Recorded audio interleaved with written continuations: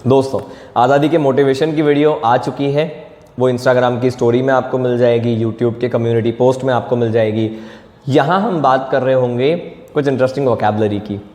कुछ वर्ड्स हैं जो सुबह ऑफलाइन क्लास में बच्चों ने पूछे, मुझे लगा कि ये सबको पता होना चाहिए। काफ़ी लोग अलग अलग मतलब समझते हैं।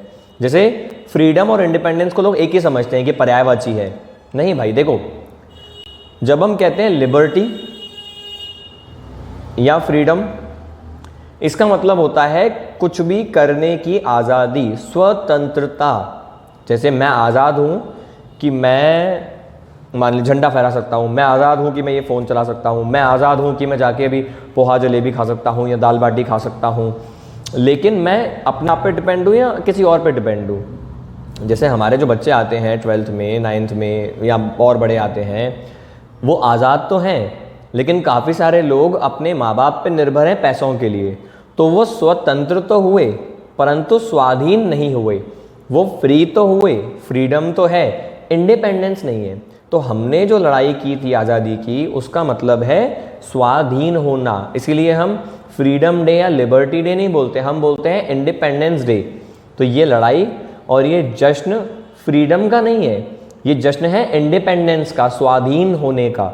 इसीलिए हम स्वतंत्रता नहीं बोलते, हम बोलते हैं स्वाधीनता। अब जो प्रधानमंत्री जी ने नया वर्ड फेमस किया है, जिसे वो बोलते हैं आत्मनिर्भर, उसे इंग्लिश में बोलते हैं सेल्फ रिलायंट। रिलाय का मतलब होता है डिपेंड करना, रिलायंट, ठीक है, सेल्फ रिलायंट, खुद पे डिपेंड होने वाला। इंडिपेंडेंस स्वाधीन, जो खुद के अधीन है, जो किसी और पे डिपेंड नहीं होता है।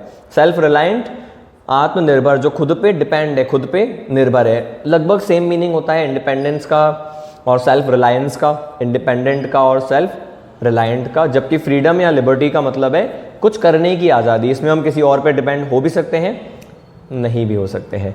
इसी प्रकार से एक शब्द होता है रेवोल्यूशनरी, क्रांतिकारी। तो कई बार लोग आज़ादी के सेनानियों को बोलते हैं क्रांतिकारी, अलग शब्द है, समझो।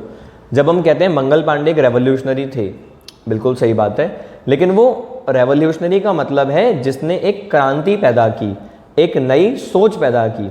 वो किसी भी फील्ड में सोच हो सकती है, आदमी क्रांतिकारी कहलाएगा। जैसे हेनरी फोर्ड हुए हैं, फोर्ड मोटर्स के जो संस्थापक थे। हेनरी फोर्ड ने बिजनेस के मामले में एक बहुत बड़ी क्रांति शुरू की थी, रेवोल्यूशन शुरू किया था, जिसके बाद से इंडस्ट्री बहुत आसान हो गई। उससे पहले लोगों के काम करने का तरीका क्या था कि अलग अलग लोग है ना मिलके कार बनाते थे। तो वो सारे लोग मिलके पूरी कार बनाएंगे, टायर से लेके पेंटिंग तक सब कुछ लोग करेंगे।